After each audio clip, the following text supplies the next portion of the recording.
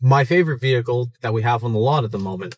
A vehicle I've been a fan of for quite a while. It's the Grand Cherokee, the Jeep Grand Cherokee Overland. Now, this particular one is a Grand Cherokee L. So it's a Grand Cherokee. Imagine that, but longer.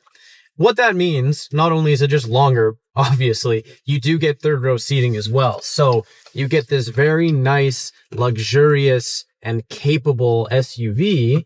It's a really good mixture of luxury and utility. So the cool thing that the Overland gets you get low range four-wheel drive, which is becoming a rarer and rarer option on full-size SUVs like this nowadays. Normally they just have a super intelligent all-wheel drive system, which is great.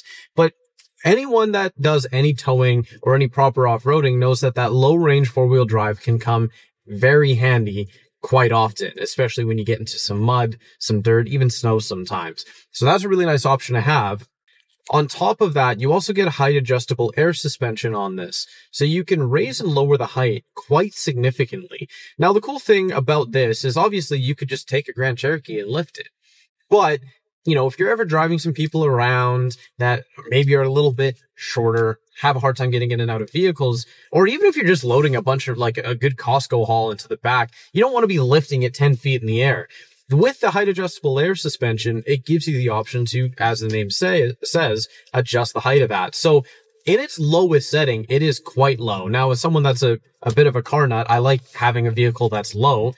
So having that height adjustable suspension, once you get somewhere where you're off-roading, you're going on some FSRs or anything like that, you can raise the suspension up quite high and get a considerable amount of ground clearance, which is always super, super handy.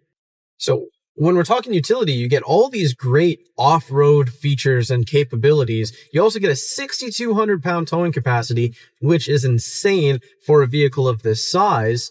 But you also get an immense amount of luxury features in the Overland trim. Now, I'm a sucker for leather. I like leather everywhere in a car. For no reason, it just looks super, super nice and premium. And when you get into the Overland, you'll notice that there is indeed leather everywhere. You get leather on the dash, leather on the other parts of the dash. You get leather on the doors and these really comfortable, genuine leather seats here. These are power adjustable in basically every way you can imagine. They're massaging, they're heated, they're ventilated, they look nice, they're comfortable, just an overall really, really solid looking interior.